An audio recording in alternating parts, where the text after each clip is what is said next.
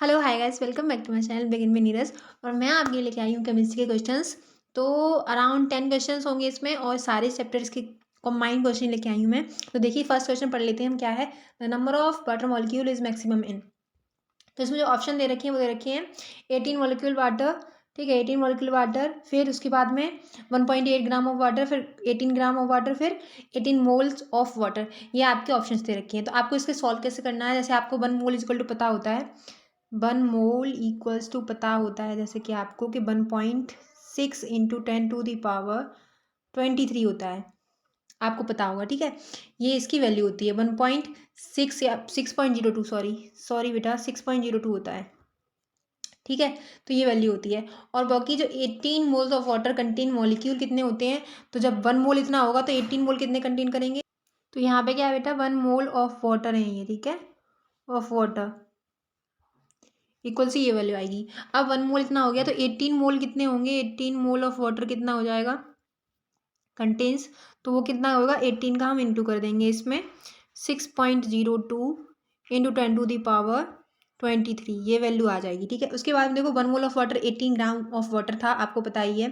फिर उसके बाद में अगर हम वैल्यू निकालेंगे तो हमारी जो 18 ग्राम ऑफ वाटर है, तो number of molecules in 18 gram of water तो कितना हो जाएगा? देखो 1 mole water, 1 mole of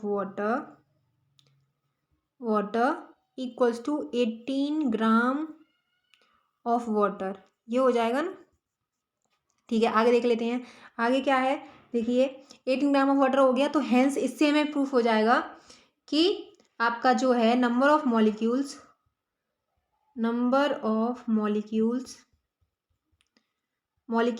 in 18 gram of water, ठीक है, ऑफ वाटर इक्वल्स टू कितने हो जाएंगे? 6.02 इंटू 10⁻23, ये हो जाएगा कि नहीं हो जाएगा? ठीक है, तो अभी क्या है, 1.8 ग्राम ऑफ वाटर कंटेन्स, तो 1.8 ग्राम कितना करेगा, कंटेन करेगा? तो आपका जो 1.8 ग्राम ऑफ वाटर कंटेन कितना कंटेन करेगा? 6.02 इंटू 10⁻22। ठीक है, क्यों 1.8 क्यों कर दिया बेटा हमने? क्योंकि देखो ये घाते हैं, इधर से उधर कर देंगे घातों को आप, तो क्या करेंगे 22 इधर हो जाएगी तो इधर आएगी एक, तो 1.8 हो जाएगी। ठीक है, तो ये आपकी वैल्यू आ जाएगी। तो इसका जो करेक्ट ऑप्शन है वो कौन सा हो जाएगा? 18 मोल्स ऑफ वाटर। ठीक है, हमने स्टार्टिंग की थी 18 मोल्स से, तो आपका जो करेक्ट ऑप्शन है वो हो जाएगा आपका 18 मोल्स ऑफ वाटर। ठीक है, नेक्स्ट क्वेश्चन पे चल लेते हैं हम। नेक्स्ट क्वेश्चन ये है आपका, if uncertainty in position and momentum are equal then uncertainty in velocity is क्या होगा? तो इसकी जो वैल्यू है वो पूछिए, फॉर्मूला पूछा है, तो हाफ एम अंडर रूट में एच बाई पाई होगा, या फिर अंडर रूट एच बाई 2 पाई होगा, फिर या फिर 1/m और अंडर रूट में एच अपॉन पाई होगा, या फिर अंडर रूट में एच अपॉन पाई होगा। तो इसकी जो वैल्यू है वो बतानी है आपको, फॉर्मूला पूछा डायरेक्ट। तो इसकी जो वैल्यू है बेटा वो हो जाएगी हाफ एम रूट में एच अपॉन पाई, ये आपका फॉर्मूला हो जाएगा। ठीक है, नेक्स्ट क्वेश्चन में बढ़ लेते हैं। नेक्स्ट क्वेश्चन है आपका, bond order of 1.5 is shown by. तो 1.5 बॉन्ड ऑर्डर कौन दिखाएगा ये बताना। तो देखिए बेटा, एक ट्रिक होती है आपकी। ट्रिक ये होती है कि अगर आपको बॉन्ड ऑर्डर निकालना है किसी भी एलिमेंट का, इसमें से किस किस का पूछा है, O2 प्लस पूछा है, O2 माइनस पूछा है, और O2 2 माइनस पूछा है, और O2 O2, तो उन्होंने पूछा है कि आपका 1.5 जो बॉन्ड ऑर्डर है वो किस पे निकलेगा। ठीक है, तो आपको इससे सबसे पहले क्या निकालना पड़ता है बेटा? आपको इसके जो निकालने पड़ते हैं कि कितने सारे, सॉरी ये इरेज करती हूँ मैं, यहाँ पे गलती से हो गया ये। तो इसमें सबसे पहले आप देखेंगे कितने आपके एटम्स हैं। तो आपके एटम देखोगे तो कितने हो जाएंगे? देखिए हम फर्स्ट का देख ले रहे हैं, तो फर्स्ट में क्या देखो कितना होता है, ओ का जो ऑक्सीजन होता है अपना, ऑक्सीजन होता है उसका कितना होता है? 8 होता है ना। और 2 मॉलिक्यूल है, तो 2 मॉलिक्यूल है तो इंटू 2 कर देंगे, मतलब 16 हो जाएगा। और 16 है और प्लस है तो इसमें से एक माइनस कर देंगे, तो कितना हो जाएगा? जब 16 में से 1 माइनस करेंगे तो 15 हो जाएगा। और 15 की जो वैल्यू है वो 2.5 है, इसकी वैल्यू ये है। हमने यहाँ पे लिख दिया है कि आपके कितने हैं एटॉमिक नंबर आ रहा है, 14 है, 15 है, 16 है, 17 है, उसके हिसाब से ये वैल्यू हो जाएगी इसके सामने। ठीक है, अभी देखो नेक्स्ट का निकाल लेते हैं। तो O2 माइनस है, या फिर O2 माइनस है सिर्फ, तो O2 माइनस है तो कैसे करेंगे? देखिए O2 का कितना हो जाएगा? 16, मैंने पहले ही बता दिया आपको, माइनस है तो माइनस 16 और प्लस का 1, ओके, प्लस का 1 हो जाएगा, मतलब माइनस है तो प्लस में 1 रखेंगे और प्लस है तो माइनस का 1 रखेंगे। ठीक है, तो ये 17 हो जाएगा। और 17 का 1.5 आ रहा है, उसी का बॉन्ड उन्होंने पूछा है, 1.5 का बॉन्ड क्या होगा? तो आपका जो सेकंड ऑप्शन है वो करेक्ट हो जाएगा। ठीक है, आपको अगर समझ में आया हो तो ठीक है, अगर नहीं आया है तो मुझसे दोबारा से पूछ लेना, मैं दोबारा बता दूंगी आपको। दोबारा से देखो, मैं बता दे रही हूँ एक बार अच्छे से। यहाँ पे थोड़ा सा मिसमैच हो गया, जैसे जैसे ये आपके जो नंबर्स हैं, ये हैं जो एटम्स हैं, ठीक है, ये मॉलिक्यूल्स, तो उनके जो हमें सबसे पहले मॉलिक्यूल नंबर निकालना पड़ता है। तो नंबर निकालने के लिए क्या करेंगे हम, जैसे कि आपको पता है एक एटम का ऑक्सीजन का कितना होता है, 8 होता है। ठीक है, ऑक्सीजन का एक एटम का, अगर हम 2 एटम यहाँ पे करेंगे तो यहाँ पे 2 कर देंगे, मतलब 16 हो जाएगा आपका O2 का। ठीक है, ये तो आप निकालना जानते होगे। और अगर प्लस होती है, यहाँ पे घात प्लस होती है, तो हम क्या करते हैं, एक माइनस कर देते हैं। और अगर यहाँ पे माइनस होती है, जैसे O2 माइनस होती है, तो हम प्लस कर देते हैं। ठीक है, तो 16 प्लस कर देंगे यहाँ पे। तो O2 माइनस में जो सेकंड ऑप्शन है आपका, वो O2 माइनस है, जैसे मैं लिखा हुआ है यहाँ पे, ये चीज़ लिखी हुई है, तो ये दे रखा है सेकंड वाले ऑप्शन में।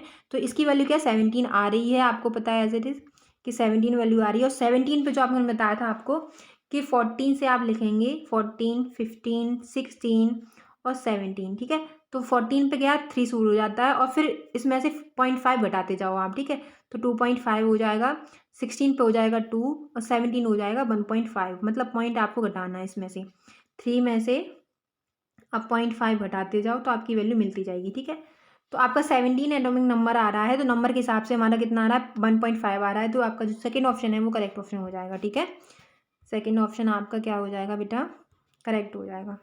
ठीक है, नेक्स्ट क्वेश्चन है आपका। नेक्स्ट क्वेश्चन ये है, which of the following is dependent on temperature. तो टेम्परेचर पर कौन डिपेंड करता है, ये बताना है आपको। मोलारिटी, मोलालिटी, या फिर मोल फ्रैक्शन, या फिर वेट परसेंटेज।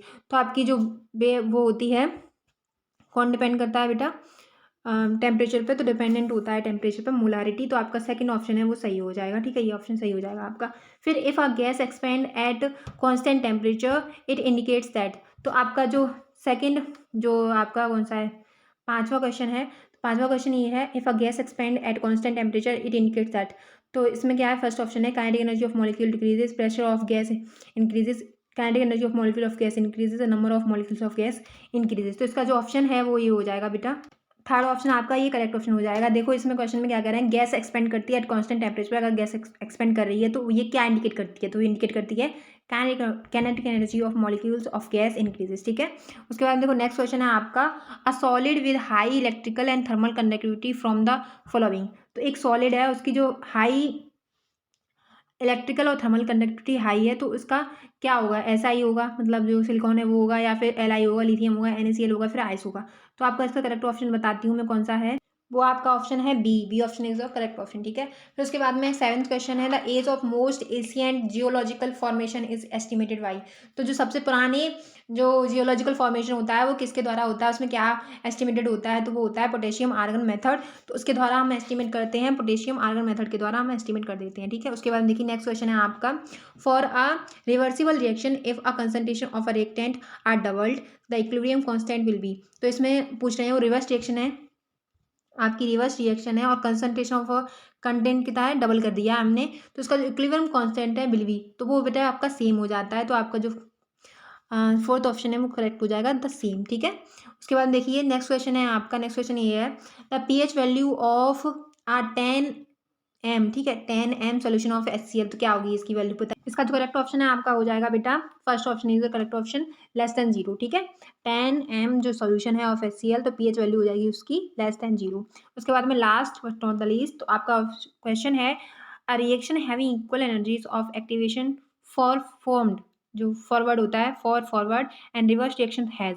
तो इसका जो करेक्ट ऑप्शन है आपका हो जाएगा सी ऑप्शन। सी ऑप्शन आपका करेक्ट ऑप्शन हो जाएगा। ठीक है, thank you so much for watching, bye, take care. और अगर आपको अच्छे लग रहे हैं तो like, subscribe and hit the bell icon.